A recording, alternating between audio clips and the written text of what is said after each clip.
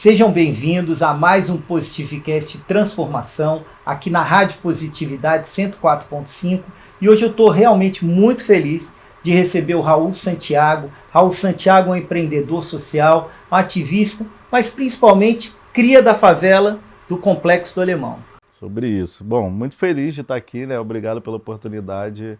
Vamos trocar essa ideia aí, bater esse papo com muita positividade nesse podcast. E começando agora, vou fazer a minha autodescrição.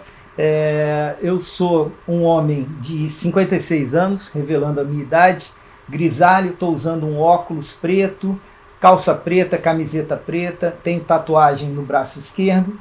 Estou sentado aqui ao lado do Raul Santiago, numa cadeira vermelha. Nós estamos aqui no estúdio da Positividade FM, ao fundo também um painel de LED com algumas imagens que vão ser passadas de Complexo do Alemão, das logomarcas de vários projetos que o Raul realiza.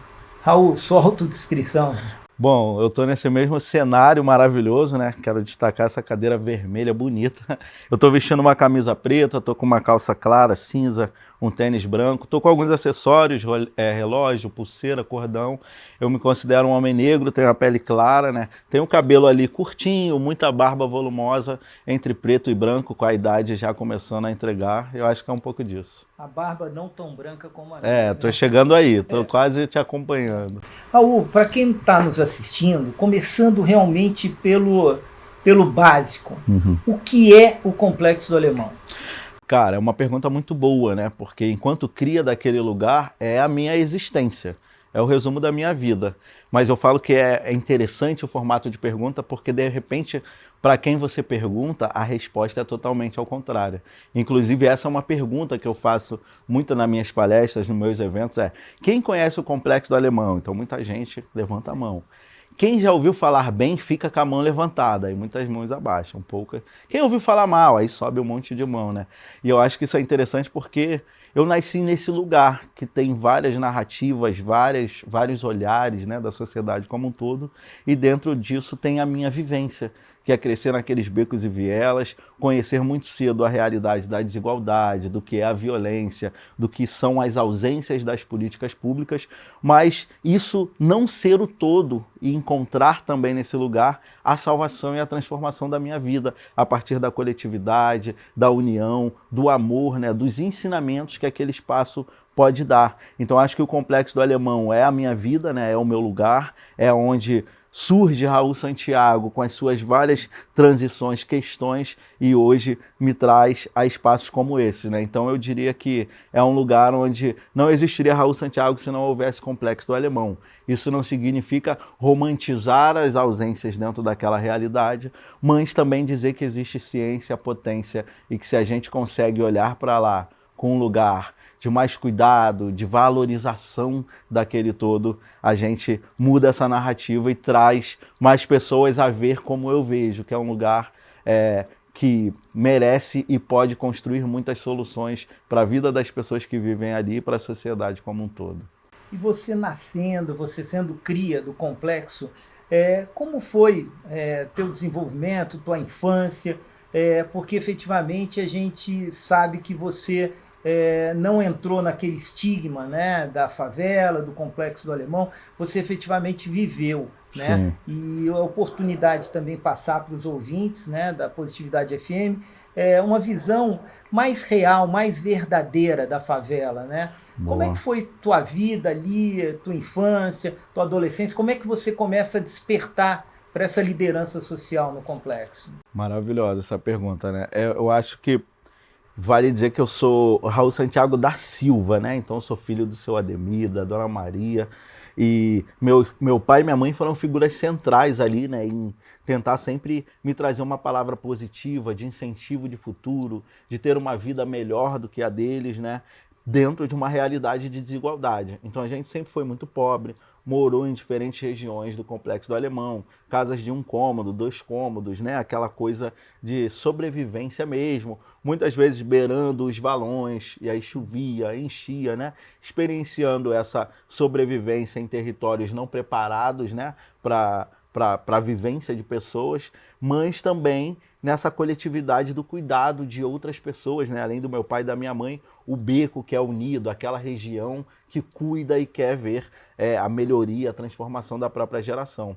E eu acho que, de forma prática, vendo a correria do meu pai e da minha mãe, entendendo cedo, né, o que é essa desigualdade, o que é a violência, o que é um tiroteio, a me comportar de forma cuidadosa e a me proteger em situação de abordagem policial, de conflito na favela, se está dando tiro fora da favela, como eu entro, se eu estou dentro, onde eu me protejo. Então, dentro de todos esses contextos, mas as várias desigualdades existentes, uma das coisas que eu percebi primeiro foi isso, entender que a gente era pobre e que eu queria, de alguma forma, participar, né, ajudar meu pai e a minha mãe dentro da nossa casa, dentro da nossa qualidade de vida, principalmente porque eu comecei a sentir que o meu pai é um amor de pessoa, mas eu via o meu pai muito pouco. Por quê? Porque meu pai sempre foi pedreiro, inclusive ajudei muito na vida ele, nas várias obras que ele pegava, mas era um cara que, por ser pedreiro, saía de casa antes do sol nascer, voltava tarde da noite, então tipo assim, correndo ali para garantir um mínimo para a gente, mas sem uma convivência muito grande. E essa é a realidade de muitos jovens da periferia. E minha mãe também, tentando correr, fazendo as paradas dela para a gente ter uma qualidade mínima de vida. Então, por mais que você cresça cercado de atenções e cuidados, na prática existe uma independência muito imediata, né? A criança, infelizmente, muitas vezes no cenário da desigualdade, ela não vive a infância, a adolescência, etapas. Ela cruza mundos e ela tem que dar conta de si de forma imediata. Eu acho que, resumindo um pouco esse horizonte, o primeiro start na minha vida, que eu acho que é o que me traz, inclusive, para esse sofá bonito aqui, trocando ideia com vocês, eu trabalhei na feira, no Complexo do Alemão. E aí quando fala feira, o quê? Vendia legume, verdura, fruta? Não. O Complexo do Alemão, para quem não conhece, né, é um morro, ele cresce para o alto. E aí nas partes baixas da favela, você conhece muito bem, né? Frequentou muito o Alemão. As partes baixas da favela, as ruas principais, é onde acontece, onde estão os comércios, onde as coisas acontecem, e é onde tinha a feira do Complexo do Alemão. E eu ficava no pé da escadaria, né, que é como a gente chama o início da escada, oferecendo o trabalho braçal para os nossos mais velhos, para as nossas mais velhas, em troca de alguma moeda, em troca de algum apoio, em troca de alguma ajuda. E eu acho que tem 3 pontos centrais daquele período que me trazem aqui. Vamos ignorar o fato de que, ou vamos chamar a atenção, mas deixar para o lado o fato de que estamos falando de uma criança de 12 anos, 13 anos, indo trabalhar para ajudar em casa, ou seja, tem uma complexidade da sociedade que falhou e me coloca naquele lugar. Mas estando naquele lugar, tem 3 pontos estratégicos centrais. O primeiro dele como você vê, eu falo muito, mas eu era uma pessoa tímida. Então eu precisei aprender a abordar alguém e a convencê-la a me deixar fazer o que ela própria podia fazer, que já estava indo para casa levar suas compras, etc. E ainda me ajudar, me dar um dinheiro por aquilo. Então, com o passar do tempo, tinha vergonha, depois já ia abordando melhor, depois já sabia o nome das pessoas, os horários, virou um cliente. Aprendi a abordar, vender a narrativa e convencer aquele público, né, de que eu era a pessoa estratégica para ajudar naquele momento de feira. Então, um ponto perdi a timidez e aprendi a organizar ideias, falas, para fazer uma abordagem e vender, apresentar algo que estava na minha cabeça. O segundo ponto muitas vezes quem aceitava essa ajuda, Complexo do Alemão, a gente está falando de pelo menos 5 bairros no entorno, né? O próprio Alemão é um bairro desde 1993 e são entre 13 e 16 localidades. Normalmente quem aceitava morava mais longe, então eu tinha um percurso ali, né, carregando essas compras e eu aprendi muito nesse percurso. Eu otimizei esse tempo de levar essas compras para aprender sobre o meu lugar. Memorizar ali uma cartografia real, uma geografia real do Saiu que do teu espaço que era pois a tua entender, casa do Alemão. entender que tem complexo do Alemão que é asfaltado, tem lugar que realmente ainda tem barraco de madeira, tem lugar que tem árvore, eu não entendi. Isso é a complexidade do que forma esse complexo. Então, entender isso, eu falo que isso é uma coisa importante porque quando cruza com a realidade atual dos projetos de impacto que eu faço, conhecer em detalhe aquele território onde a gente atua foi central. Mas eu acho que o principal, amigo, é que como eu estava abordando na feira os nossos mais velhos e as nossas mais velhas, além do meu pai e da minha mãe, eu tive a bênção de crescer sobre o olhar dessas pessoas. porque a nossa mais velha, o nosso mais velho é a autoridade. Então, como eles pegavam intimidade comigo, era eu criança, 13 anos, me conectando com a galera de 50, 60, 70. Então, eles eram autoridade. Então, passavam a me conhecer, passavam a cuidar de mim, me via na rua até tarde, me botava para casa, ei, tá fazendo o que na rua até essa hora? Já conhecia minha mãe, aí virava uma rede. Então eu cresci numa rede de cuidados, né? Eu acho que isso moldou minha vida, porque eu vi muitos amigos indo para o crime, perdendo a sua vida, sendo presos, né? Hoje os nossos trabalhos, inclusive, são muito focados também nessas pessoas para evitar que se envolvam ou tirar quem está naquele processo. Mas eu acho que essas 3 linhas são uns resumos do que me molda. Aí depois disso, né, fui conhecendo a internet, fui fazendo algumas ações sociais e isso transformou um pouco da realidade. Eu acho que tem uma história, não sei se você quer fazer algum comentário sobre isso, mas esse período da internet, ele tem um corte que eu acho que também é central nisso tudo e aí demanda um tempo. Se eu sigo falando ou se eu te espero? Não. Assim, é tão rico que você está colocando que uma das questões que a gente vê na comunidade, na favela, é meio que um amadurecimento precoce. Sim, né? Perfeito. Você teve a tua base familiar, né? E você optou por esse caminho, mas você teve seus desafios. Você teve que aprender dentro da favela.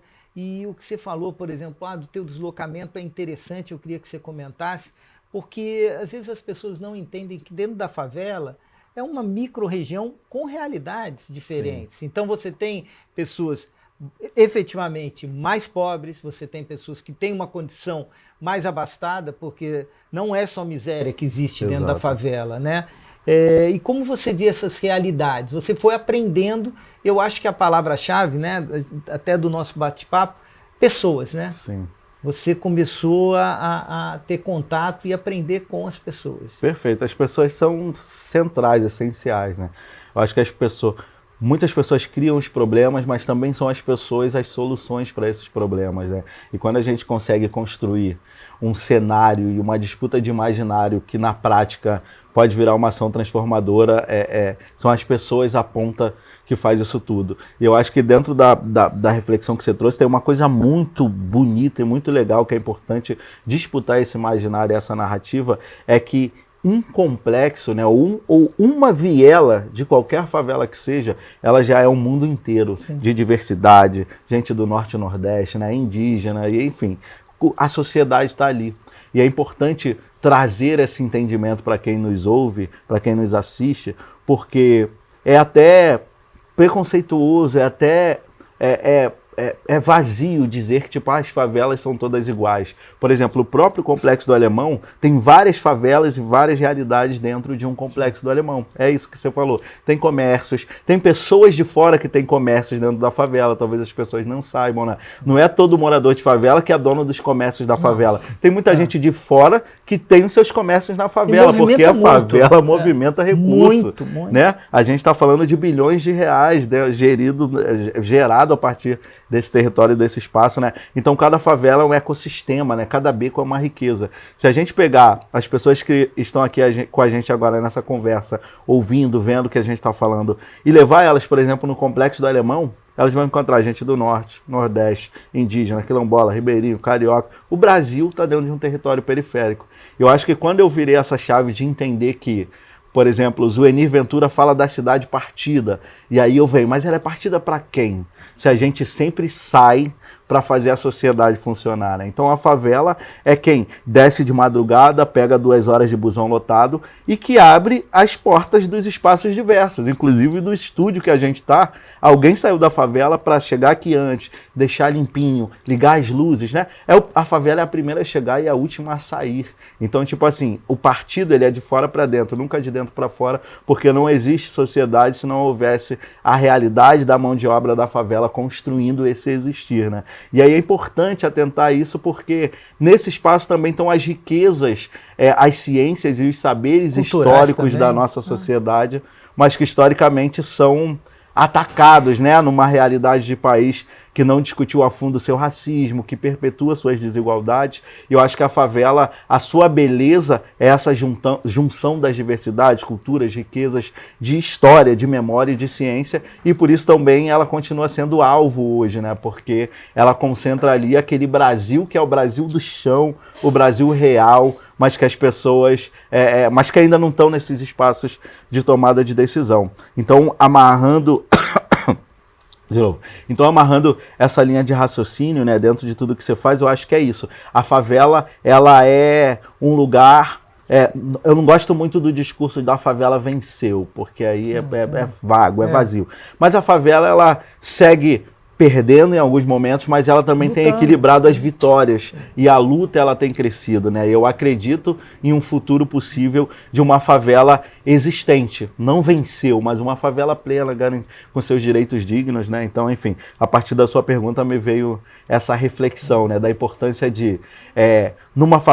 toda favela não é igual, e mesmo uma favela como o Complexo do Alemão, cada beco, cada viela tem a sua particularidade, a sua essência, a sua história, os seus sons, os seus cheiros, né, a sua rotina. Tem a sabedoria dentro da favela, né? A experiência de vida. E no início você me perguntou, o que é o Complexo do Alemão? E aí no caso eu trago para as favelas, né?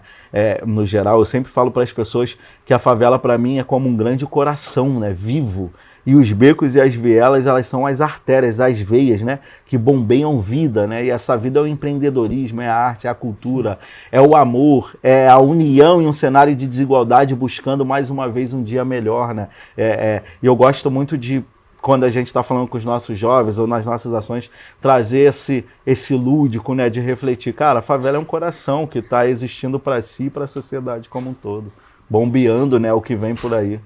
E Raul, assim, é difícil fugir de um processo de generalização. Sim. Mas assim, a sociedade, a princípio, ela vira as costas para a favela. Sim. Você sabe que muitas vezes quem vai até lá é por interesses próprios, e as dificuldades existem efetivamente. Dentro da favela tem opção, porque você teve a sua opção de vida. Existe opção, apesar de toda essa carga, de toda essa desigualdade. O jovem da favela tem opção? É uma boa pergunta, né? Eu acho que opção, dependendo de onde você vem, qual é a sua realidade, quais são os seus acessos, né? A sua individualidade, ela é construída a partir do que você vê, do que você acessa, do que você conhece. A favela, ela tem desigualdade, esse é um ponto. Então, quando você nasce num cenário de desigualdade, como foi a minha realidade, construir uma mentalidade crítica e aberta para sonhar é porque eu tive a possibilidade de conhecer pessoas, de trilhar projetos sociais que me ajudaram a construir um acreditar de que eu poderia sonhar e ver o mundo além daquela minha realidade. E esse é o ponto central, né? Existe ali muitas soluções, existem muitas opções, só que elas precisam ser semeadas. E esse semear, ele não é de dentro para dentro, ele tem que ser de fora para dentro, né? A favela, ele existe e ela é. E o fato da gente saber, nesse momento, das pessoas que nos ouvem não vivem realidades como as desses territórios, saber que elas são como são, é responsabilidade coletiva se movimentar para que isso não exista. Eu amo a favela, mas eu não romantizo as mazelas e as ausências de direitos existentes dentro dela. E eu acho que entender esse amor pela favela é um dever cívico da sociedade como um todo, entender, mas mudar para que os direitos básicos cheguem e sejam garantidos é um dever dessa sociedade como um todo, né? Então existem opções, o próprio Papo Reto, os projetos sociais, um Voz das Comunidades do nosso amigo René Silva, um Raízes em Movimento, o Educap da tia Lúcia Cabral, tem muita coisa incrível, metodologia própria, criada por quem vive, que arregaçou as mangas e falou, não, eu vou tentar mudar um pouco dessa realidade. Então tem, só que é difícil, por quê? A gente está aqui agora trocando essa ideia, né? Normalmente quando eu estou em palestras eu também faço isso com as pessoas. Eu estou ali contando que a gente está participando, tô saindo para a escola, tô indo trabalhar de manhã, tô indo para a igreja, tô indo para minha casa de santo, a vida está existindo e de repente, pá! Essa é a realidade da favela. O tiro é alto, o tiro vaza. Se der um tiro numa favela próxima da onde a gente está, a gente vai ouvir, vai falar, porra, eu não vou lá.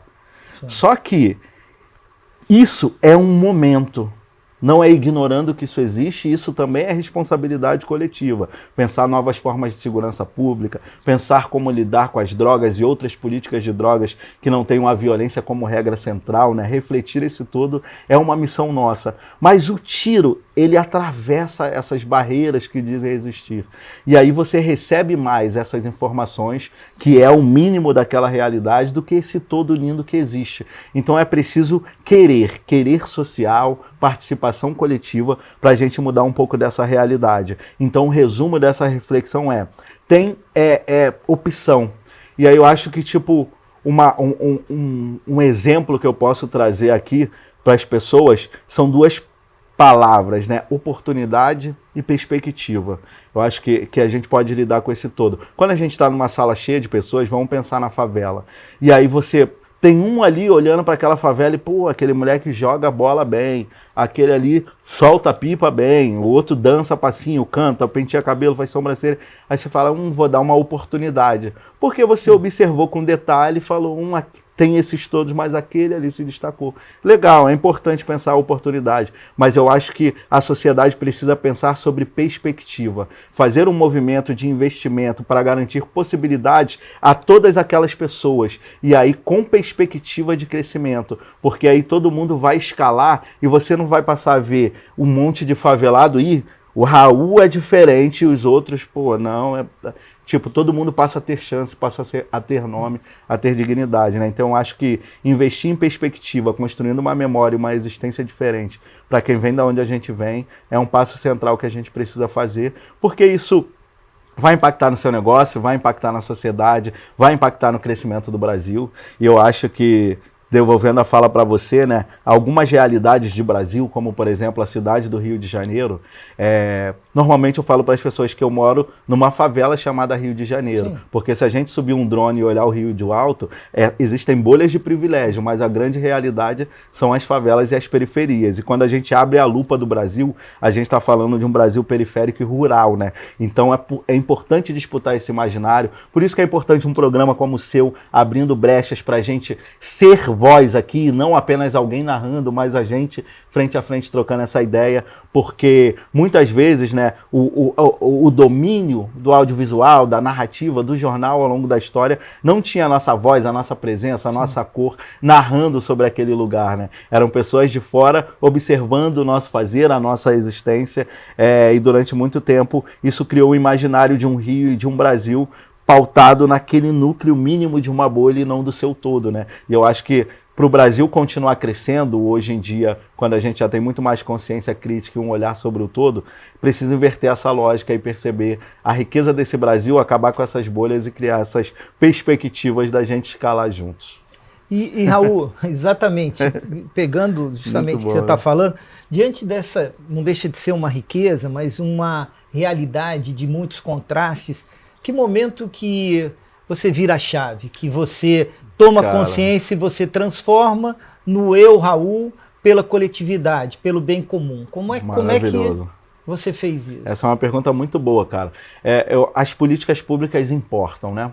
Então, quando você vem da favela e vira uma pessoa pública, as pessoas ficam, por que você não se candidata? Por que você não faz assim, né?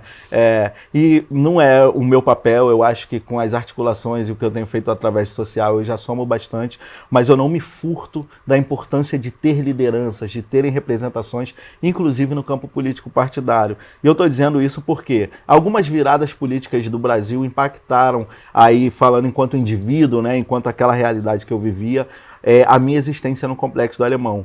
A primeira vez que o Lula assume um governo, tem aquela coisa do crédito, né? A favela passa a acessar recursos, etc. E algumas dessas pessoas empreendedoras montaram cyberespaços, lan houses, né? Projetos sociais. Né? O primeiro. Pois é, projetos sociais como o Viva Rio, na época, investiram muito no acesso a tecnologias, né? Nesse crescimento dos celulares, computadores. A gente foi acessar isso alguns anos depois. E eu lembro que um dos primeiros cyberespaços no Complexo do Alemão se chamava Infogrota. Info de informática, Grota é uma localidade do Complexo do Alemão, e era coordenado pelo Elcimar Lopes e o Emanuel Jesus, duas pessoas maravilhosas que são meus amigos até hoje. E nesse cyberespaço eu conheci a máquina, né? pô, a tela em si, aquela composição, uma tela, um teclado, um mouse, uma torre, aquela coisa física ali me encantou na época. E depois aprender a mexer, né? Jogo, bate-papo, tudo que aquilo oferecia, aquilo me encantou. Qual era a sua idade, né? Devia ter 16 para 17 anos ali. Adolescente, né? No auge de querer fazer. Eu acho que foi muito a internet. Eu falei isso, né? Feira, aprendizados, etc. A internet, Elcimar e Emanuel, são pontos também ali de transformação na minha vida. Porque essa é a idade que eu mais perdi amigos. 16, 17 anos, você já entende que você tem fome, que se você não tá com aquele tênis daquela marca, você vai ser zoado na escola, que a sociedade incentiva mais o que você tem do que você é. Você já tá vivendo essa pressão da sociedade e você sabe que é difícil conseguir emprego, você não tem muito acesso a partir dali. Então a possibilidade de você ir para caminhos mais fáceis, que de fácil não tem nada e que o fim sempre é trágico, sim, é muito grande. Então eu vi muitos amigos fazerem esse ciclo, né, e perderem sua vida ou sua liberdade. E a internet chega para mim nesse momento. E aí eu começo a acessar, bate-papo e tipo surtar, né? Caramba, tô conversando com alguém realmente, tem uma pessoa aqui comigo. Aquilo me encantou. E aí eu fui aprofundando tanto no hardware quanto no software, né, na parte física, nos programas. E o Elcimar Lopes, né, esse cara, um dos fundadores desse espaço, ele começou a me puxar. Eu já tinha essa lábia por causa da feira, sim, e ele falava, pô, você fala bem, vou te aproximar aqui das coisas. Aí começou a me ensinar o básico, a fazer manutenção, limpeza ali dos computadores do espaço, a imprimir currículo, né, coisas naquela época que pareciam uau, hoje nossos filhos já sabem, já nascem sabendo. Mas aí, beleza, estamos ali e tal, e etc. Só que outros espaços como aqueles surgiram, e esse que a gente frequentava começou a perder clientela e beirou a falência. E aí todo mundo, acho que isso pela democratização mesmo, vários outros espaços. Aquele era pioneiro, depois tinha mais dois do lado, vários, né? Virou um grande negócio. A gente teve o boom das lan houses, né? E é interessante, conectando reflexões com essa relato oficial, tecnologias periféricas, né? Tipo, não tinha como acessar um computador. Alguém pegou um cartão de crédito e falou, vou comprar 6, vou botar um tempo, vou ganhar um dinheirinho, sim, e outras pessoas, né? A gente passa a nossa inclusão na tecnologia através das lan houses, né? Tecnologia de hackeamento periférico. E foi importantíssimo como inclusão digital. É isso, eu vim dali, né? Esse é o núcleo. Só que é isso, o lugar começou a perder clientes, etc e tal, e aí o núcleozinho que ficou, a gente falou, cara, isso aqui mudou nossa vida, mudou nossa existência, construiu relações de amizade verdadeiras, vamos se mobilizar para fazer alguma coisa. E aí pensa daqui, pensa de lá e etc. Aí eu quero dar um pause e você segura essa informação. E Raul, você está contando dessa questão do teu processo de inclusão digital, né, que é raro, né, hoje, porque as crianças estão entrando pelo celular, né? Como é que foi? Depois dessa parte na Lan House, que você começou a ter essa oportunidade, a palavra que você bem colocou aqui, e de repente você expressa a sua vontade em desenvolver o social, como é que você parte daí, continua se desenvolvendo e vai para o primeiro projeto? Como maravilhoso. Surge isso? Cara, aí é isso, a Lan House ali era a grande coisa, né? Quando começou a perder clientes, a gente teve que repensar como manter aquele lugar que a gente tanto amava funcionando, né? Um espaço que mudou, foi parte da trajetória da nossa existência ali no Complexo do Alemão.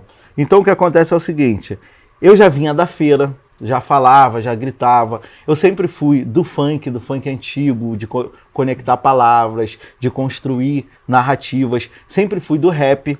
E aí eu digo para dar uma segurada nessa informação de a Lan House começou a perder cliente e a gente vai pensar alguma solução. Por quê? Em paralelo a isso, eu já era da rua.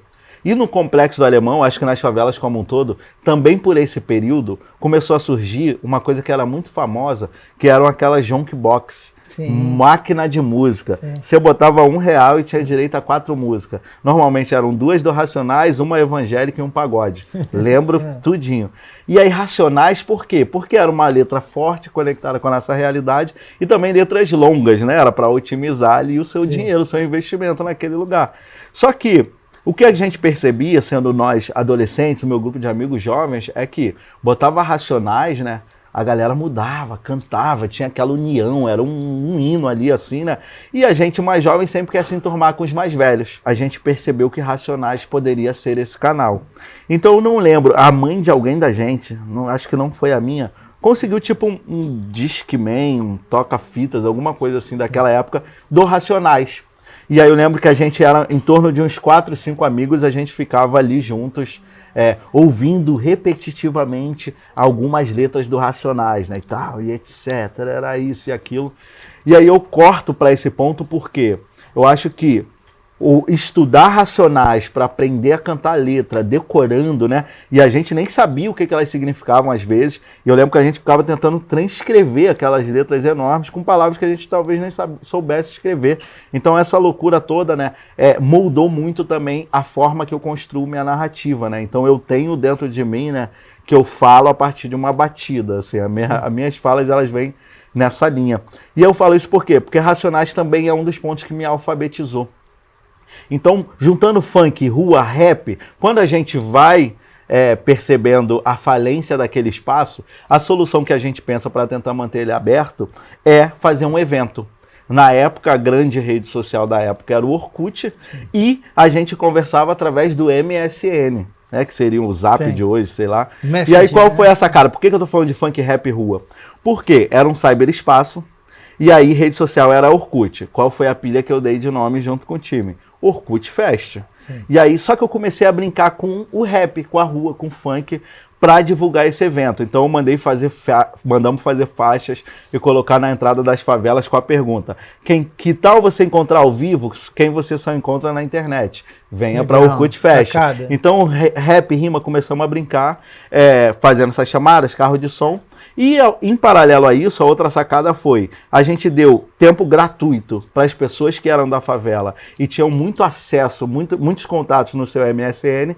Em contrapartida, elas cederiam a gente um lugar que era o nickname, onde você bota a sua frase do dia, expressa o seu sentimento, onde a gente passou a divulgar o Orkut Fest. O resumo da coisa é, o Orkut Fest bombou, a festa foi gigante, a gente captou recurso para não só fazer manutenção do computador, como comprar computadores novos, pintar o espaço, pagar aluguel, deu certo. E ainda sobrou uma graninha para todo mundo ali. Então a gente viu uma metodologia, opa, isso aqui funciona, né? Eu falo com as pessoas, eu e o Luciano Huck é muito meu amigo, a gente já reformava casas antes dele fazer programa, a favela está sempre um passo à frente. E aí a gente começou a fazer isso, fazer esses fluxos, e isso trouxe, eu acho que o primeiro rótulo, antes de eu conhecer social na prática, com metodologia, do como a gente vai impactar, eu recebi rótulos. E o primeiro rótulo que eu recebi foi esse, de produtor de evento, produtor cultural. No outro dia, naquela época, né, não tinha meme, não tinha assim a internet como a gente tem hoje. Mas podemos dizer que no Complexo do Alemão e no entorno, aquele nosso grupo viralizou. No dia seguinte, todo mundo passou a parar a gente na rua. Quando que vai ter o Orkut Fest? Quando vai ser o próximo evento? Então a gente seguiu alguns anos fazendo isso. Só que a vida acontece. Teve, por exemplo, meninas foram tendo filhos, pessoas casaram, foram para a universidade, o grupo se desfez. E aí, poucos de nós que ficamos, aí eu falei, do cyberespaço, Elcimar e Emanuel, pessoas. Sim. Nesse segundo núcleo, tem uma outra figura que é a Natália Menezes, uma amiga minha daquela época, que foi quem startou a minha presença no social. Ela falou, cara, que tal a gente continuar fazendo alguma coisa pela favela, já que a gente fez com tanta beleza e deu tanto certo esse período que a gente produziu os eventos. E aí a gente constrói a nossa primeira ONG há 1000 anos atrás, que, salvo engano, era o nome Grupo Instituto Restauração. E o que era o projeto? A gente já tinha essa circularidade na favela, já sabia mediar os conflitos, já sabia se comunicar com todas as figuras existentes dentro daquele espaço, só que a gente continuava tendo um problema muito grave, que infelizmente persiste até hoje, conectado com a questão climática e ambiental, que era descarte incorreto de lixo, enchentes quando chovia, esgotamento sanitário péssimo, né? Saneamento básico inexistente, sem qualidade. Então a gente começou a circular a favela com bloquinho de papel, caneta na mão, porque a gente queria mapear os pontos de lixo da favela, fazer uma pressão em quem faz a coleta, tentar organizar os moradores, e a gente criou um blog.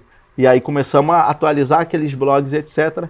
E aí tem duas viradas firmes na minha vida nesse período que, primeiro, quando a gente aparecia com, né, calça, arrumadinho, papel e caneta na mão, câmera fotográfica emprestada, as pessoas nos associavam a jornalismo. e não a quem estava fazendo qualquer outro tipo de coisa. E nesse processo de jornalismo, numa favela como o Complexo do Alemão, antes de ter teleférico, antes de ter novela, um lugar onde eu, jovem, para conseguir um emprego, tinha que falar que eu morava em Olaria, em Bom Sucesso, e não no Complexo do Alemão, porque as portas se fechavam, um lugar que a sociedade falava, não vá, não entre, não conviva com quem vem dali. O que vinha de demanda dos nossos moradores e moradoras que nos liam naquele momento como possíveis jornalistas era um pedido de ajuda, não era pedido de socorro.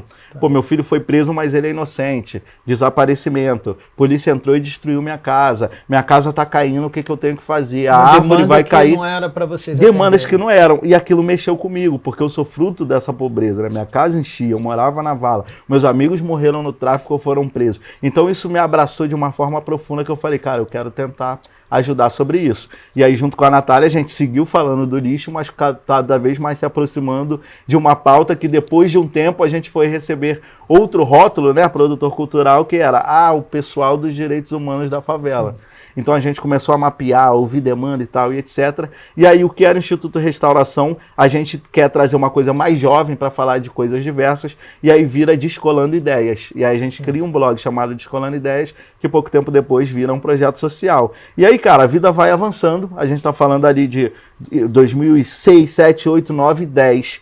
O Rio está em transição, né?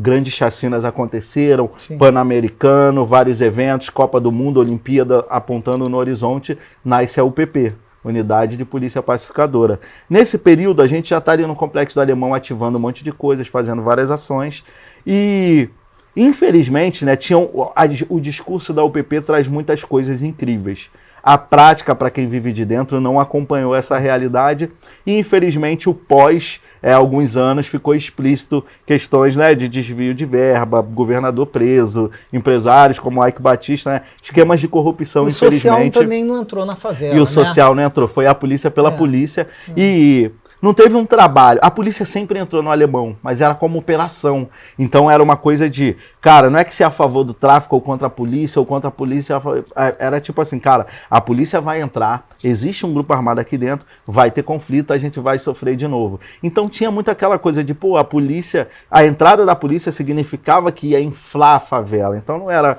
a gente a favor de A ou B. A gente, na verdade, chegou a um momento que a gente não queria ninguém, a gente só queria existir, né?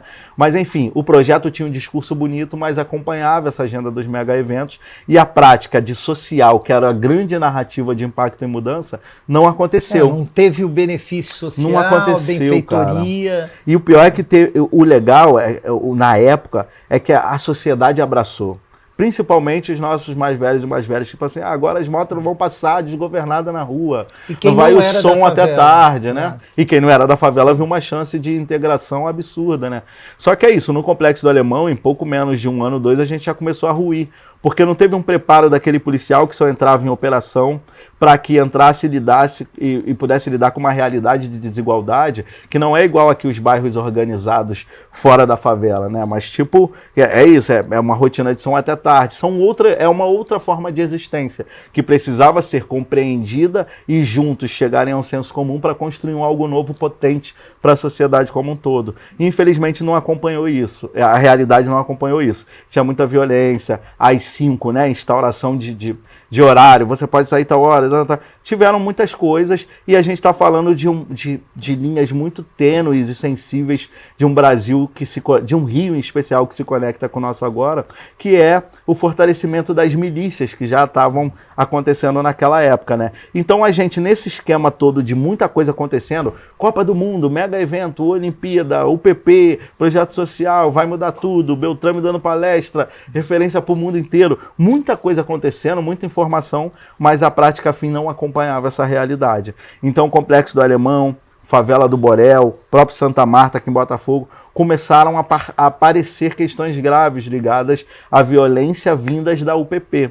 Desaparecimentos, sequestros, extorsões, né? Começava a identificar, não todo mundo, não é um policial como um todo, né? A gente está falando tiveram inclusive muitos policiais bons que foram parceiros, fizeram oficinas, compartilhavam seus saberes, levavam projetos, mas tinha também um grupo forte ali que tacava o terror. E aí esse processo mudou um pouco o game, até a gente ter algumas situações de assassinatos muito similares que aconteceram no Borel, que aconteceram no Complexo do Alemão, de jovens que estavam ocorrendo ou chegando de moto, aí o policial recém-entrado numa UPP de arma na mão, se assustou, atirou, pá, aquele caos de violência, e a gente começou um movimento, né, junto com a favela do Borel e o Complexo do Alemão, a gente fez uma coisa chamada estavam rolando os movimentos do Ocupa Wall Street, Ocupa não sei o quê, e a gente fez 2 Ocupas, o Ocupa Borel e o Ocupa Alemão, juntando a favela inteira para discutir direitos, UPP, futuros e etc. E o Ocupa Alemão, que era uma ação, virou um coletivo. Então, e quem participava? Qual era o perfil de quem participava? Todo tipo de gente. Eu lembro que tinha o Luciano, que era um barbeiro, tinha um amigo que era mototáxi, né? Tinha pessoas que não estavam empregadas, mães, né? Muitas mães, as mulheres se envolvem muito na favela. O grande movimento social de uma favela é movido pelas mulheres, né? Então parte daquelas que perderam também os filhos. Todo tipo de realidade. Então eram essas pessoas, era esse movimento, e o Ocupa Alemão seguiu durante algum tempo fazendo ações, encontros, e aí já organizando pensamentos, propondo políticas públicas, questionando o formato que a UPP acontecia embasado em dados locais levantados, e aí foi um movimento bom. Eu digo que é o Fórum Descolando Ideias ali, que era o experimento, é o primeiro lugar estruturado que a gente se encontra já com um objetivo, e depois isso vira um grupo continuado, e aí já pautando, já dialogando mais com as políticas públicas, com imprensa, com sociedade como um todo. E no segundo momento é isso, era uma ação, tinha a UPP ali como o ponto de tensão, de manutenção desse encontro, e depois foram havendo algumas exposições, não vou dizer ganhos nem avanços, porque só houveram recuos, né? A UPP cada vez mais perdendo força, esses esquemas de corrupção e outras coisas surgindo, mas a gente conseguiu pautar algumas coisas que reduziram alguns danos naquela época.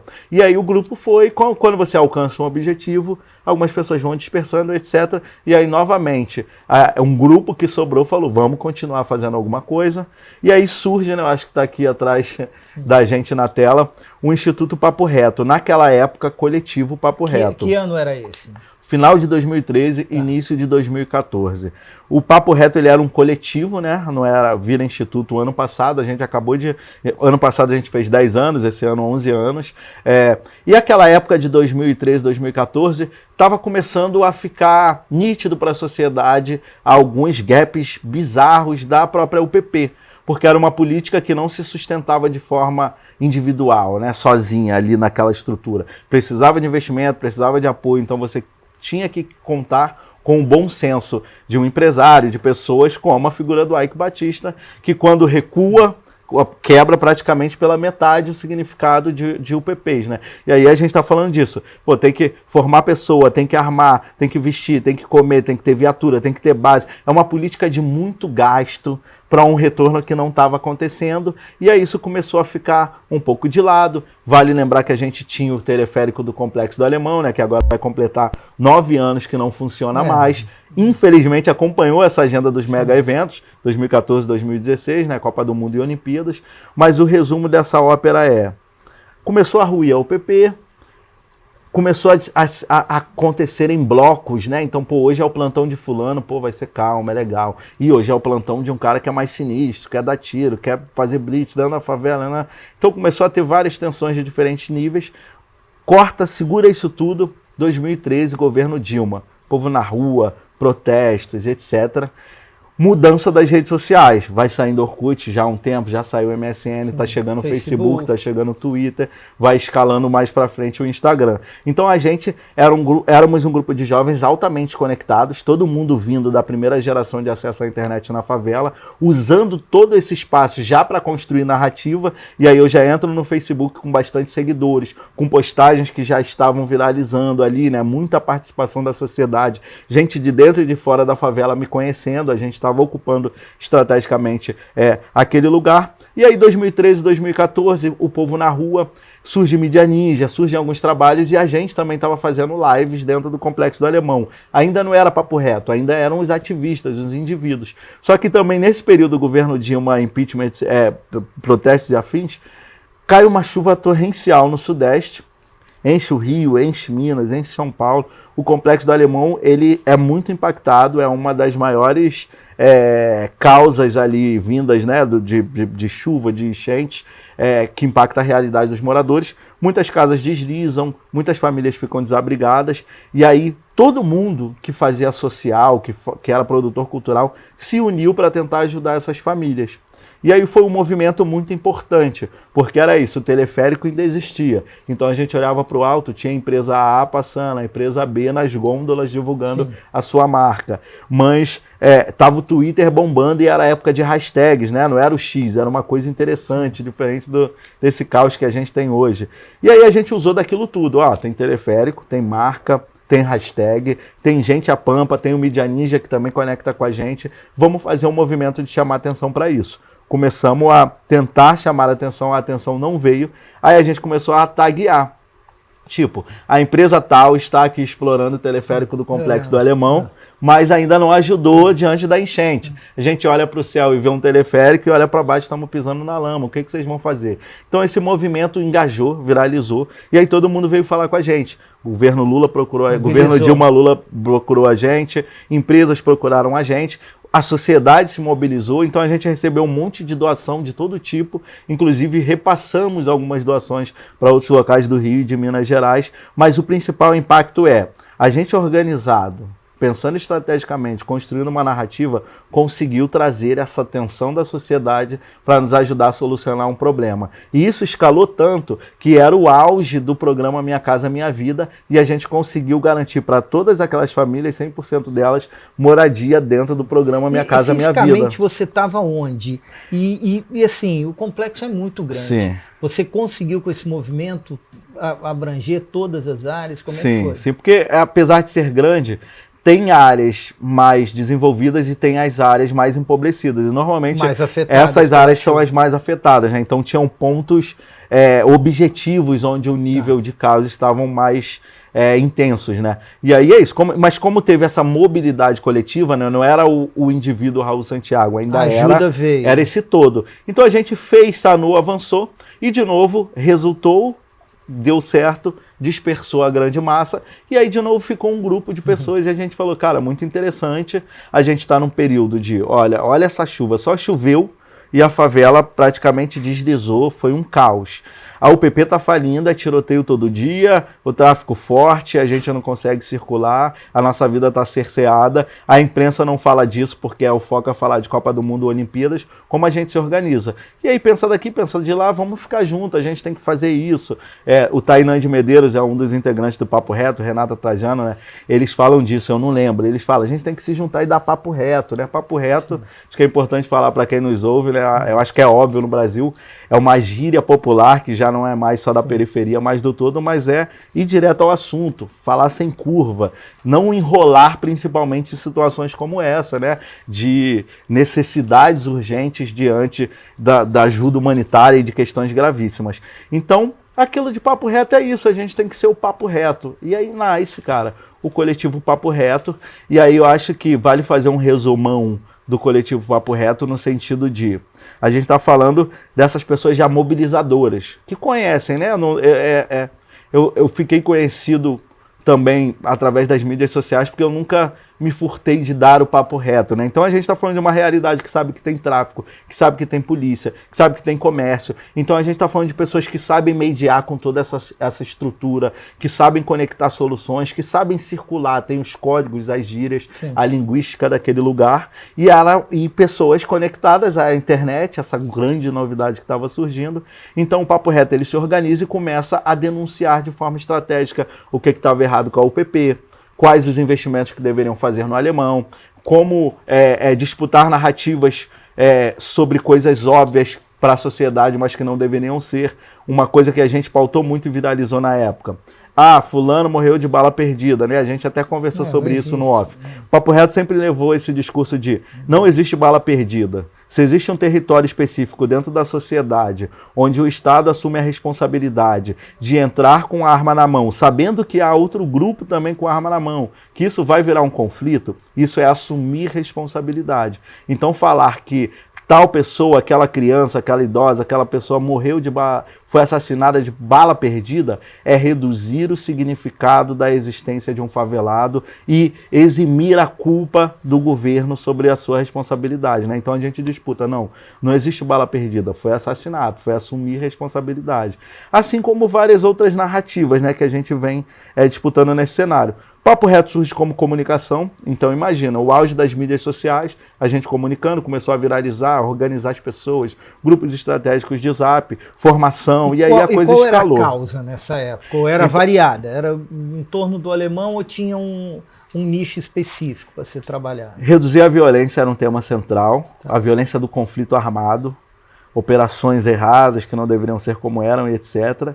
E também pensar o impacto climático e ambiental. Hoje é muito fácil falar o impacto climático e ambiental, não era assim que a gente falava na época. Sim. Mas era lidar com lixo, com as enchentes e com outras demandas que continuavam fazendo as nossas casas encher, a gente perdeu o pouco que tinha e até a vida com os deslizamentos e afins, né? Mas isso foi escalando, porque a comunicação virou ferramenta, só que éramos poucas pessoas e depois a gente viu a importância da educação, do compartilhamento de saberes, de mobilizar a cultura local e começamos a organizar isso em eixos e nichos, né? E aí eu acho que um ponto central que mostra como estar conectado e dominando a linguagem da internet naquela época mudou um pouco da nossa realidade, é que com pouco tempo de existência do Papo Reto, a gente já conseguiu viralizar muitas coisas naquele período, de denúncias graves de execução, de provar a inocência de pessoas, de trazer investimento público para dentro do território, e um período central que ainda conecta com essa momento Copa do Mundo e Olimpíada, que é o nascimento e o auge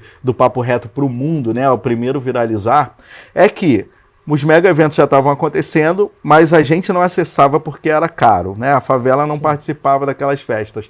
E as UPPs que existiam em algumas favelas viraram uma espécie de militarização da vida cotidiana, um controle militarizado da nossa existência enquanto a sociedade, que não éramos nós, viviam essa festa, esse grande momento, né? Então a gente sempre questionou que quando o Estado pensa favela, quando pensa política pública para dentro do Estado, isso é pensado através da Secretaria de Segurança e que na prática é como se o Estado nos observasse através da mira do fuzil de um policial. Então quando a gente fala segurança pública, nós moradores de favela nunca nos sentimos incluídas como pessoas a serem asseguradas nessa segurança, mas como possíveis inimigos dessa segurança. E aí eu falo isso porque nessa época o Papo Reto já estava bem articulado, a gente já tinha conexões nacionais e internacionais e uma instituição americana com sede em Nova York chamada Witness nos conectou com Black Lives Matter, que estava crescente e entregando muita coisa e discutindo o racismo a partir dos Estados Unidos como um todo. A gente se conecta com Black Lives Matter em Nova York, em Washington DC, e a gente começa a contar a realidade do que estava acontecendo no Alemão, nas favelas, em meio à narrativa dos grandes eventos e do Rio Perfeito. E aí o Black Lives Matter conecta a gente com a revista e o jornal The New York Times, e a gente faz essa mesma conversa, explica, mostra que tem fotos, dados, ó, é isso aqui que está acontecendo. E aí eles se interessam e falam, cara, manda pra gente esse material que a gente vai ver o que a gente consegue fazer aqui. E a gente mandou, e segue a vida, segue a luta, as coisas acontecendo. Sumiram, passou um mês, assim, a gente falou, não deu em nada. E aí um mês e pouco, ligam pra gente do New York Times e falam, cara, a gente quer fazer isso que está acontecendo no Complexo Alemão. Vocês topam mandar, produzir mais conteúdo, a gente paga e etc. Só que a gente já estava ratão na rua, né? E a gente falou, cara, não, pra gente é mais estratégico que vocês mandem alguém. Se tiver alguém de território de conflito, que já rodou o mundo, a gente garante 100% a circulação dentro dessa realidade. E aí eles sumiu, passou de novo uma semana, duas, aí toparam, e aí mandaram um jornalista que ficou com a gente. E aí nesse período aconteceu tudo de caos assim que poderia acontecer, e ele vendo isso com a gente, que foi o fato de Um caso que ficou muito famoso foi um mototaxista do Complexo da Penha, que passou de moto, estava com fone de ouvido, a polícia mandou parar, ele não ouviu, ele tomou um tiro nas costas. O Sebastian, que foi o fotógrafo, estava ali, pegou isso tudo, em choque. E aí pegou a abordagem de exploração de comércio, várias coisas do lado da UPP fazendo com o morador, mas também conseguimos botar ele para conversar com quem estava no poder paralelo, na realidade paralela, do porquê entrou no crime, o que você acha. Ele construiu uma coisa ali muito incrível e voltou para os Estados Unidos. E aí de novo sumiu, só que aí sumiu tipo 3 meses. A gente falou, Sebastião viu a realidade e correu, nunca mais volta no Rio nem no Brasil, deu ruim. Só que aí depois de um tempo o próprio Black Lives Matter nos liga, marca uma reunião com o New York Times e o resumo desse momento que é importante para nós do Papo Reto o New York Times tem a revista New York Times, justamente naquele período a revista havia parado de ser produzida para eles repensarem e eles querem relançar a revista com a matéria sobre o Complexo do Alemão, sobre o Rio de Janeiro, sobre o Brasil e a fake da UPP e a Copa do Mundo e mega eventos como capa e como matéria principal. E aí isso acontece, um mês depois a revista é lançada no mundo inteiro, era o relançamento da New York Times, 9 páginas falando do trabalho do coletivo Papo Reto, com uma foto aérea feita da localidade da Matinha, que é uma das partes mais altas do Complexo do Alemão, pegando um campão que tem lá, aí a foto era: a mídia do Brasil não se importa com o que acontece aqui, era a chamada da matéria. Sim. E aí falando de como a gente surgiu. E aí foi caos, cara, porque é isso, o mundo passou a conhecer a gente. E o resultado para vocês? Positivo. Como é que foi? Positivo. Mas entraram em contato instituições, pessoas... Então, é isso, foi o play. Essa matéria, todo mundo. No dia seguinte, toda a imprensa que a gente não conseguia falar, toda a imprensa do Brasil estava disponível, e aí vem BBC, e aí vem Diplomatique, aí começa, né, o Papo Reto nasce pro mundo, as coisas acontecem, só que aí você tem que ter pé no chão, senão a coisa desanda. O nome cresceu muito mais do que a entrega, então a gente segurou o freio e falou, não, vamos equilibrar a entrega junto com essa narrativa, e aí seguimos fazendo o nosso trabalho, né? Só que aí tem pontos marcantes, porque como a gente dominava a tecnologia de comunicação, e aí é isso, né? Eu falei que eu virei um fuçador. Sim. E me apaixonei pelo software em Harvard. Então a gente foi aprendendo a criar a internet onde não tem acesso, P2P, compartilhamento de tecnologia, hackear a estrutura, até que acontecem algumas revoluções no mundo. Primavera Árabe no Egito, Papo Reto teve muito presente, criando tecnologia de comunicação, ajudando a galera a se comunicar diante dos cortes, das conexões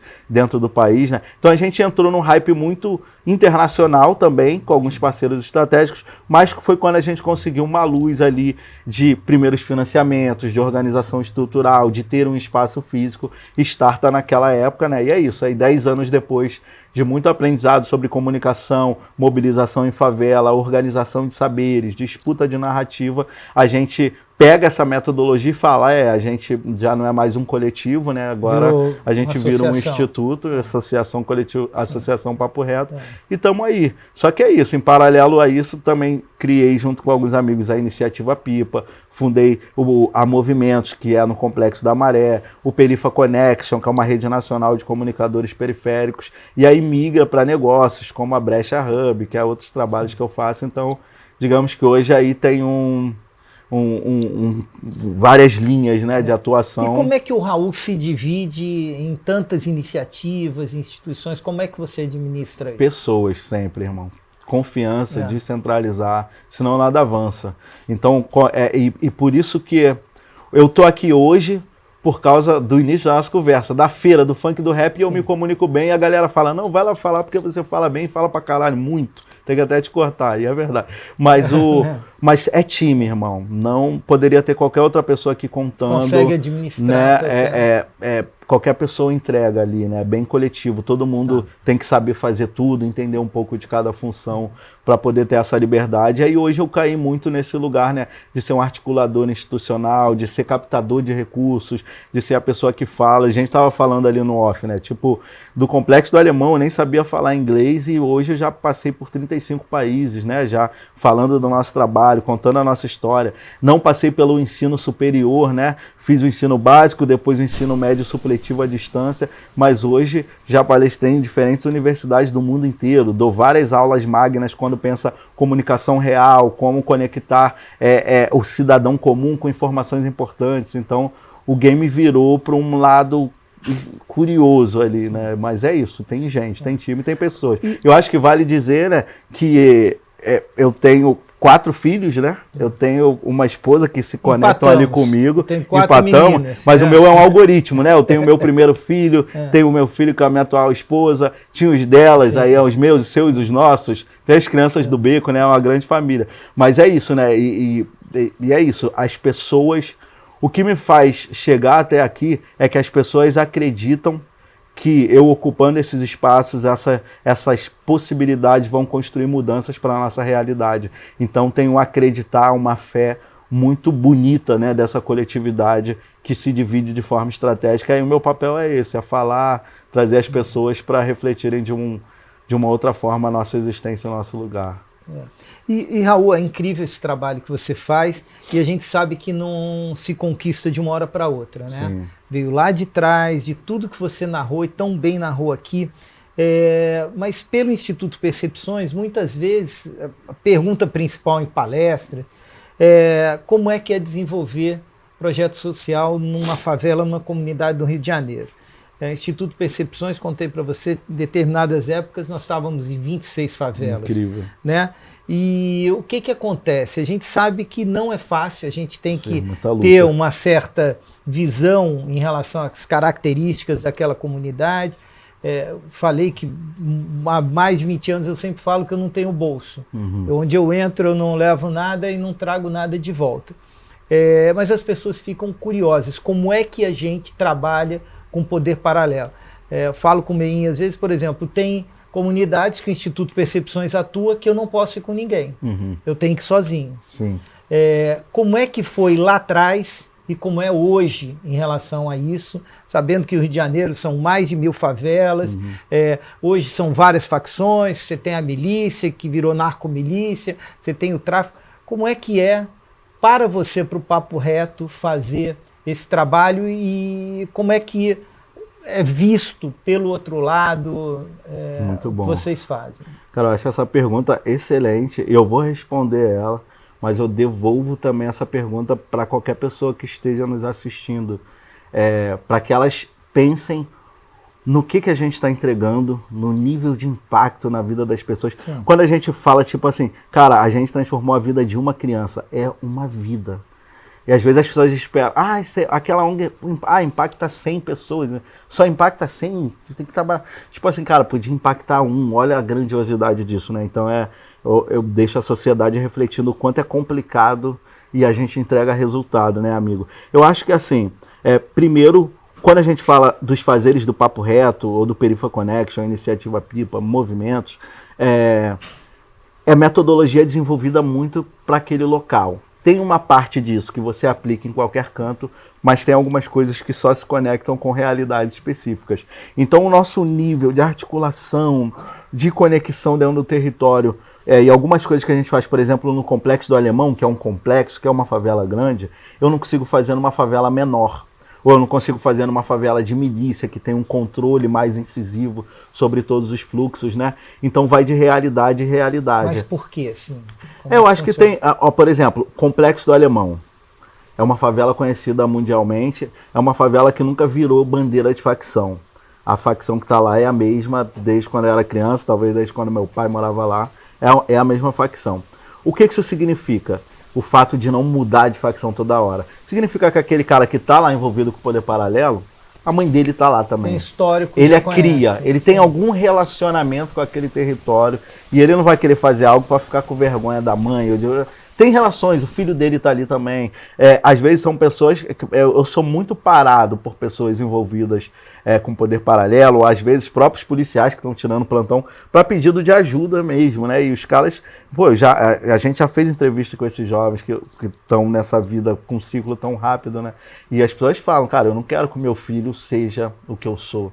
Eu não fico feliz vendo minha mãe passando e me vendo. Então, tipo, tem realidades ali que a gente consegue quebrar a lógica da dureza, ou é isso ou é aquilo, e construir uma linha tênue de reflexão de como a gente muda isso. É jogar essa pergunta para o todo ali, né? Como a gente se organiza e muda isso, né? Eu acho que é isso que a gente faz todos os dias, né? A gente nunca se agarra a uma certeza, a gente se agarra às dúvidas e à provocação de como eu vou fazer hoje para avançar isso que eu não consegui avançar ontem, né? Eu acho que essa é a metodologia, é não achar que você sabe, mas procurar as provocações que vão te impulsionar a chegar em algo novo, né? É isso que falta, assim.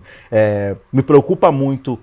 O que me traz aqui hoje, como eu falei, é a internet, né? Viralizei em algumas redes sociais, fiquei conhecido e rodei o mundo, faço várias coisas, mas hoje isso está meio que descontrolado, né? E a gente precisa pensar como a gente se posiciona dentro desse mundo, né? Que está cada vez tá acessível com mais facilidade, porém com mais descontrole e com muito mais vieses, né, do que da época que eu comecei a acessar esse tipo de conteúdo. Então, a crescente das fake news é muito grande, né? Eu acho que a grande questão da humanidade agora e próxima é a questão das fake news, então é preciso equilibrar, porque eu já vi muita coisa grave acontecer por conta de notícias falsas. Mas eu acho que quem é de fora e quer fazer algo na favela, tem gente que é muito fechado, tem projeto que não, eu não falo, eu sou antirracista, eu não falo com branco, eu sou não sei o que. Cara, eu ouço todo mundo, me conta aí tua história. Eu acho que a gente vai se conectar em alguma coisa, talvez vamos discordar muito nisso, mas se tem um ponto de conexão, eu quero desenvolver ele, vamos ver o que a gente faz a partir daqui. Eu acho que esse é o game que a gente faz. E aí, o contrário é isso, uma favela pequena, que hoje a facção A, amanhã a facção B, não tem conexão nenhuma de quem está disputando aquele espaço com as pessoas. Então é mais violento, tem mais desconfiança. Quem está dentro não se sente à vontade para levar outras pessoas e garantir uma segurança para elas. Então essa é a complexidade. Só que eu acho que, em paralelo a isso, né, o social ele exige uma responsabilidade muito grande, né? Você precisa da verdade, você precisa do amor, você precisa da dedicação.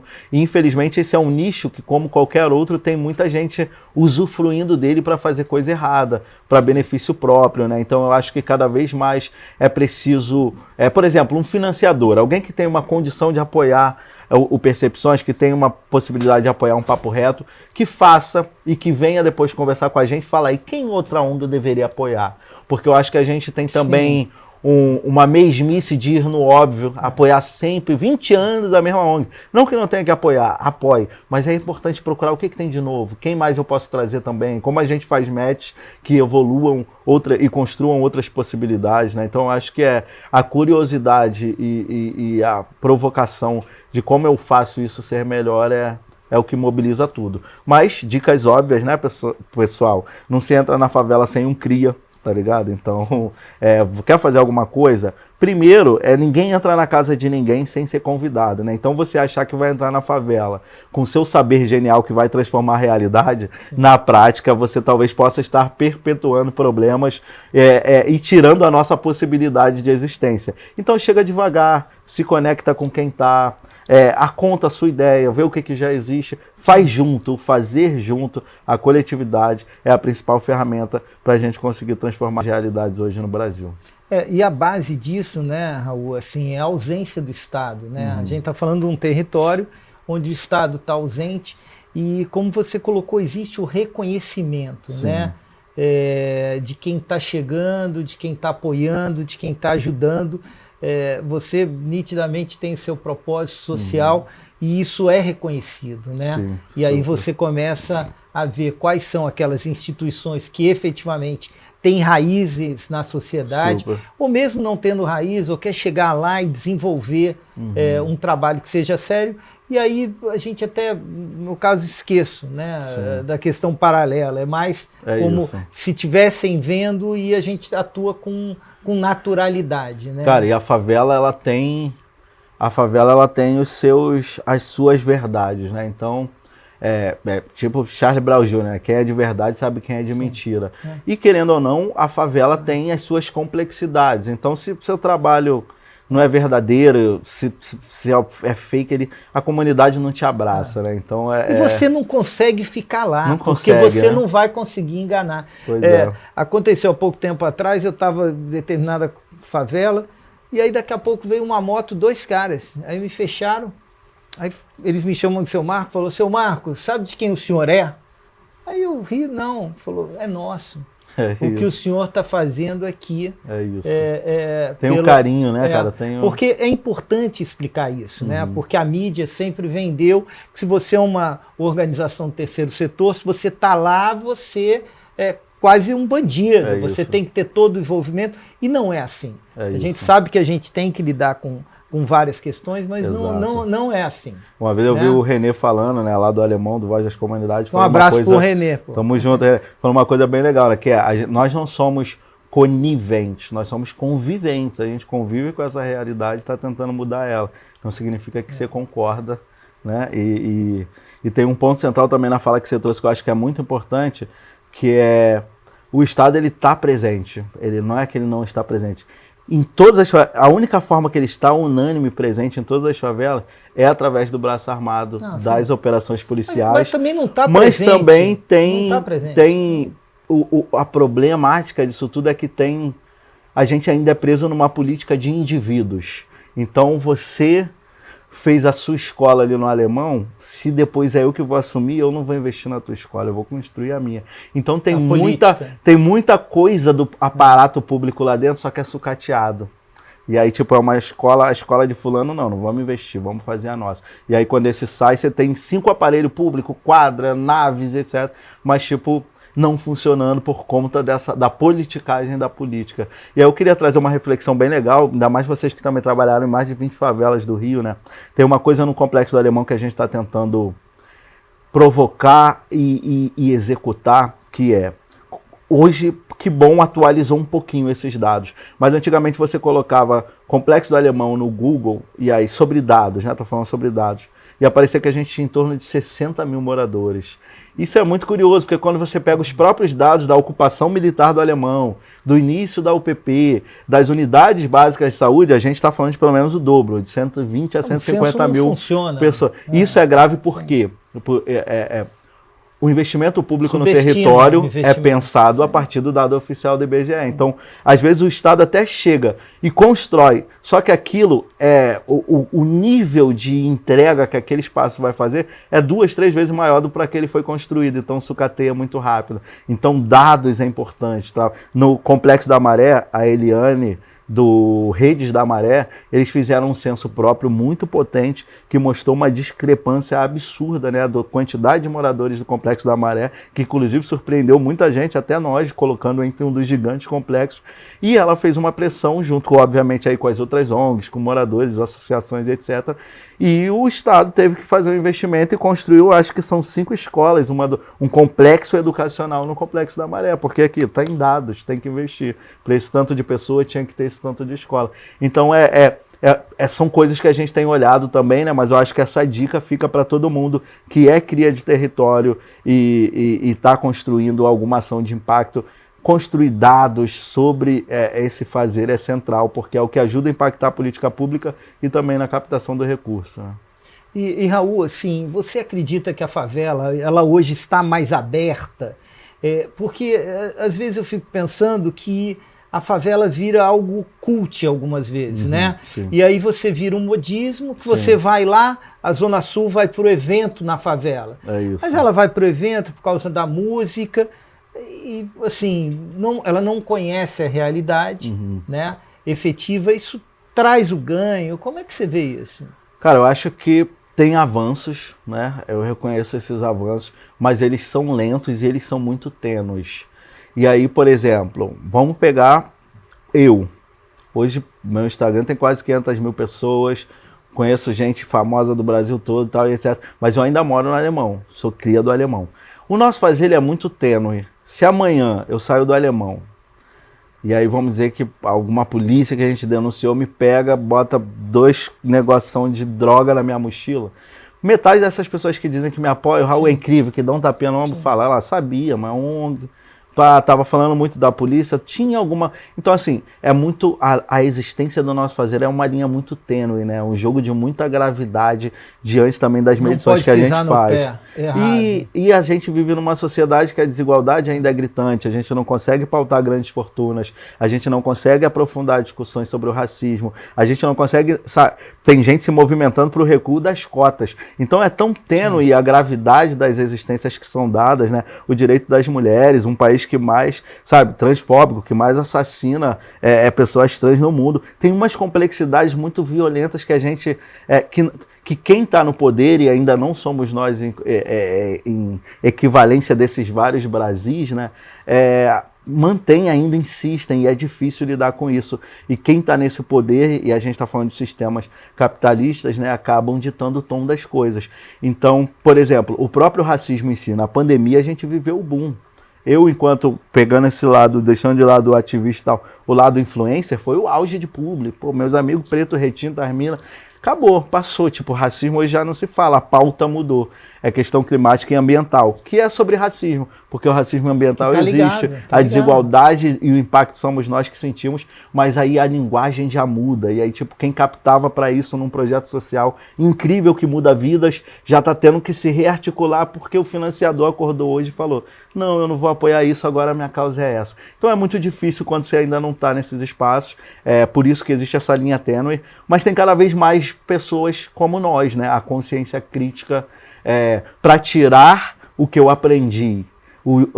E eu reconheço a qualidade da fala, da minha informação, de como eu busquei trazer conteúdos para conseguir explicar minha realidade, eu sei o significado disso. Isso só recua se fizerem igual fizeram com a Marielle, que é tirando a nossa vida. Só que assim como Marielle, muitas outras políticas surgiram, muitas outras mulheres negras tomaram a rédea da coisa e estão aí disputando narrativa. O processo fortalecido. Certo? Uma perda enorme, mas que brotou muitos outros frutos, né? Eu acho que é isso, tem muitos de nós por aí, não há recuo, a favela está produzindo seus dados, né? Quando a gente acompanha ali o Instituto Locomotiva e a CUFA com o Data Favela, né? Mostra que hoje a gente poderia ser a terceira maior cidade do país em população, né? Se a gente, ou o estado, agora eu tenho uma dúvida sobre isso, mas tipo, seria a terceira maior potência em quantidade de pessoas e que está movimentando quase 200 bi por ano. Então, a gente entendeu que, calma aí, peraí, não é...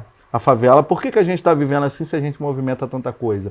Por que isso está acontecendo se a gente tem um significado? Então eu acho que a gente não está no mesmo lugar, seria essa a minha resposta. Mas sim, de fora para dentro ainda é hype, depende do momento. Acordei com uma energia boa, vou lá e tal. Sim. São poucas pessoas que vêm e ficam assim, né? A maioria vai, é quase um safari realmente. Ainda se mantém essa estrutura. Mas estamos aí tentando mudar. De alguma maneira está trazendo alguém para... talvez um residual, de forma paulatina, vá se desenvolvendo na comunidade. E Raul, como você vê o amanhã? Como você vê o amanhã do Papo Reto, os trabalhos que realiza e o amanhã do Raul? Como é que você vê o futuro, seus planos, o plano para o Papo Reto? Cara, isso é uma boa pergunta, né? Porque... o amanhã é o que guia, né? A gente acabou de sair, a gente está fazendo essa conversa aqui e alguns dias atrás a gente estava numa imersão, justamente pensando os próximos 3, 5, quem sabe os 10 anos do Papo Reto, né? E enquanto instituição é consolidar essa metodologia, criar novos núcleos, né? Eu acabei de postar um vídeo, deve ter umas 2 semanas, chamando a sociedade, perguntando se elas me ajudariam a comprar um galpão que custa 2 milhões de reais, sabe? Então, tipo assim, a gente está pensando em expandir e tem, pegando um período ali da pandemia para cá, né? Política, direita no poder, pandemia crescente, existe um recuo nesse conjunto que joga de novo a nossa população muito lá atrás, né? A pandemia passou, a política está aí com as suas viradas diversas, mas o impacto que a gente sentiu do recuo de alguns direitos e das perdas diversas, né? De empregos, de volta de fome, etc., que a gente vai tentando superar, mas criou um nicho ali de recuo de alguns anos. Então eu acredito muito que as pessoas sempre me perguntam o que vai mudar, né? Eu acho que a principal tecnologia, a inovação que a gente tem, às vezes é o básico, é o óbvio. Então o Papo Reto hoje ele produz dados, ele conecta a gente no Brasil, ele conecta a gente fora, só que para mim a solução para os próximos 5 anos é o óbvio de novo, é pegar um espaço físico, é retomar com tudo pré-vestibular, é retomar com tudo a formação da próxima geração de juventude, é falar sobre a importância da política com as pessoas. Então a gente vai focar muito num presencial de troca de saberes, construindo aí uma próxima leva, não só de lideranças, mas que as pessoas possam sonhar e ser quem elas quiserem, nos espaços que elas quiserem, mas de cabeça erguida, reconhecendo o seu lugar, a sua importância. Enquanto indivíduo, cara, é isso, né? É focar ali nas crianças, em propor uma qualidade de vida, vindo da pobreza e hoje conseguindo, né? Eu consigo fazer algumas rendas extras, consigo movimentar uma grana que talvez meu pai e minha mãe nunca movimentaram, mas é isso, eu sou o primeiro desse ciclo, então a grana é nossa, né? Sim. Então, meu pai, ele hoje é separado da minha mãe, tem minha madrasta maravilhosa, meu padrasto, mas eu ajudo a casa do meu pai, eu ajudo a casa da minha mãe, eu ajudo a casa da minha irmã, eu ajudo pessoas do entorno. Então, é tentar estabilizar e organizar esse campo financeiro, pensando no meu futuro também, no futuro das crianças, mas é seguir, eu não vou nunca me distanciar disso, né? Eu acho que estou sempre buscando estratégias de conseguir empreender e fazer social, mas sempre juntando e focando nas pessoas que vêm na minha realidade. Para esse ano, tem Conferência do Clima do Brasil, né, que eu quero ocupar lá de forma estratégica com os nossos projetos.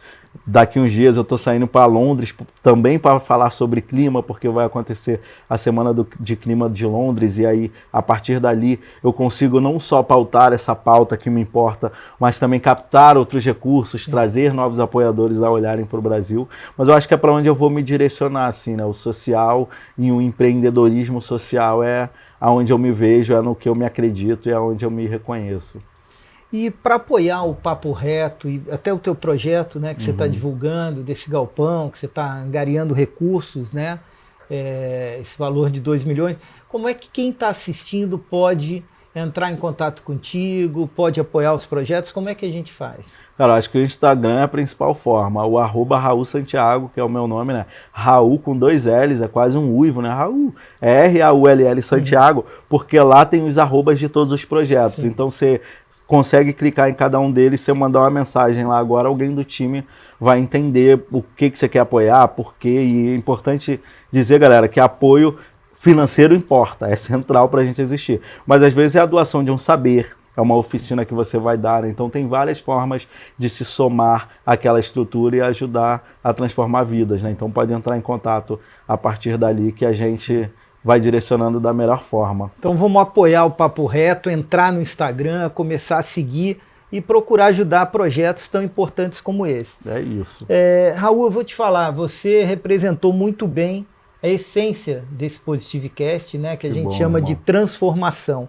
E o que a gente busca no dia a dia é trazer convidados para serem entrevistados ou que transformam a vida de outras pessoas, ou que passaram por transformações. Você bateu nos dois, né? Você é um exemplo, uma inspiração, né, em relação à transformação que você passou, e também está transformando vidas. Eu queria te pedir uma mensagem final para os nossos ouvintes, para quem assistiu a gente até agora. Minhas mensagens finais são óbvias, então quem já conheceu, já viu em algum lugar sabe, mas eu acho que aqui é um lugar especial, né? Porque é isso, Positivecast, né? Eu tava até falando com vocês nos bastidores, né? Eu tenho uma tatuagem aqui que parece que foi eu mesmo que fiz, mas é a primeira que eu tive, tá escrito Positividade Total, né? Que é de uma música do Rapa, que eu ouvi há 1000 anos atrás, né? Positividade Total, toca do bandido, Renato do silêncio que precede o esporro, né? O Falcão, o time, todo mundo lá sempre com essas palavras que eu amo.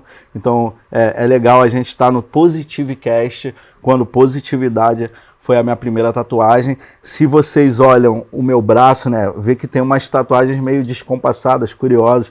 Eu nunca tatuei desenhos, né? Todas elas são significados, vivências, experiências.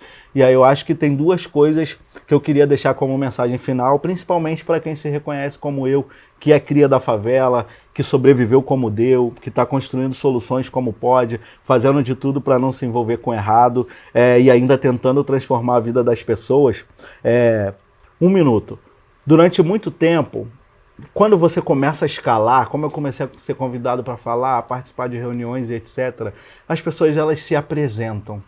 Então eu sentava numa mesa de captação de recursos, ia dar uma palestra numa universidade, e aí vinha fulano, não, eu sou fulano, eu estudei isso, sou mestre nisso, doutorado, viajei não sei aonde, pô, eu sou fulano, eu me formei em tal coisa, e aí por mais que seja, uau, Raul Santiago, que as pessoas veem, né, tá cheio de seguidor, cara, eu me sentia horrível, porque eu não cursei ensino superior, era algo que me doía, assim, cara, o que eu vou falar? E aí eu conversando com os meus mais velhos, as minhas mais velhas, eu falei, cara, eu me sinto tão mal e eu não sei porquê, é uma dor, é uma coisa que tinha comigo.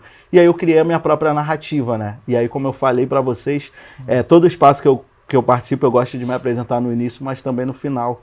Então eu queria dizer que eu sou o Raul Santiago da Silva, formado em ruologia, com pós-doutorado em ciências periféricas, especializado em becos e vielas de muitas favelas desse Brasil e do mundo.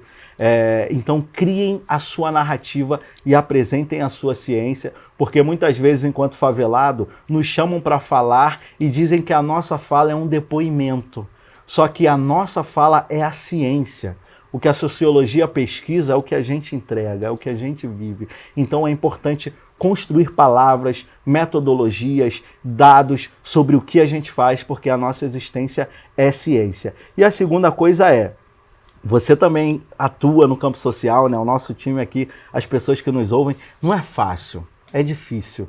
É bonito, a gente está aqui falando, tem entrega, tem solução. Cara, e você também atua nisso e sabe que é difícil. A gente fala aqui, parece que é bonito, que é legal, que é...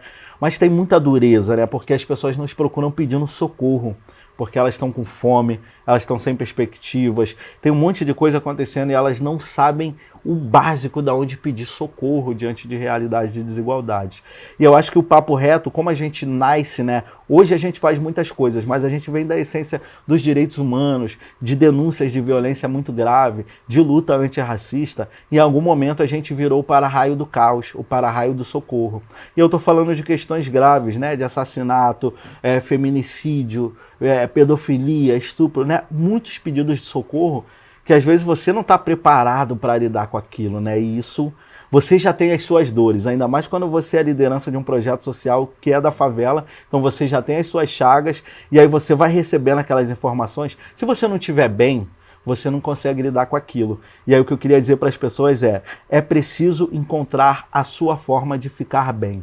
E às vezes você vai ficar bem ouvindo uma música, vai ser correndo descalço na grama, dando um mergulho no mar para quem mora em região de praia ou cachoeira, é brincar com seu pet, é abraçar seu filho, é jantar com a sua esposa, com seu esposo. O que te faz feliz? Encontra isso e sempre que você desanimar, se apega a isso. E eu falo isso porque eu tenho uma ferramenta e a minha ferramenta ela está aqui, no meu braço, ó, escrito acredite. Esse acredite, né, não é acreditar, não é incentivando, acredite. E é para o mundo e é para mim também. Por quê? Porque a gente está aqui conversando agora e meu celular está no modo avião. Mas daqui a pouco, quando eu desbloquear, eu tenho certeza que alguém vai pedir uma cesta básica porque está com fome. Fralda. Vai pedir um emprego, vai pedir fralda. Está doente. E nem sempre a gente consegue responder de imediato. Então, tipo assim, você há pouco tempo me perguntou como é que é o seu amanhã. O meu amanhã ele é construído de acreditar, né? E aí quando eu fico cabisbaixo, tipo, mano, de novo alguém com fome, poxa, de novo alguém preso. Quando eu fico triste, cabisbaixo, eu olho para esse acredite. E esse acredite, ele é desse tamanho, não é porque eu não enxergo direito nem nada, é para acreditar mesmo, porque ele é uma ferramenta viva. Então daqui a pouco a gente vai desligar as câmeras e quando eu receber uma informação dura e ficar triste, esse acredite ele é uma ferramenta viva, por quê? Porque amanhã, quando o caos bater na porta, eu vou olhar para ele e vou lembrar de ontem. E o que é ontem? É esse hoje, é nós aqui. Amanhã eu vou lembrar da gente, que a gente estava gravando um podcast, que eu estava contando a minha história, que mais pessoas vão saber que existe um Papo Reto, que tem coisas incríveis no Complexo do Alemão, que as favelas são ciência e podem construir potência para a sociedade. Vocês que estão aqui no entorno passam a saber que eu existo e essa responsabilidade de manter coisas como essa acontecendo passa a ser nossa, né? Então, meu acredite, ele é uma ferramenta viva porque amanhã, quando eu ficar triste, eu vou lembrar desse nosso hoje e vou falar, não, eu tenho que seguir mais um dia, porque outras pessoas vão saber que a gente existe a partir desse encontro e por elas a gente precisa acreditar. Então, acho que a minha frase é isso, né? Construa a ferramenta que vai te manter acreditando e dê nome àquilo que você faz, porque esse fazer é ciência e transforma mundos. Raul, acho que é isso. Quero te agradecer muito a participação no Positivecast, você ter compartilhado as experiências sociais, ter valorizado tanto, né, e devidamente o Complexo do Alemão, todo esse trabalho. A gente deseja para você um excelente presente. Um prazer enorme. O recado, como o Raul disse, né, que todos os ouvintes possam acreditar nos seus planos, acreditar no seu futuro, acreditar no seu presente. Te agradecendo, Raul. Irmão, tá? Um prazer. E esse foi mais um Positivecast Transformação aqui na Positividade FM 104.5. Até o próximo Positivecast.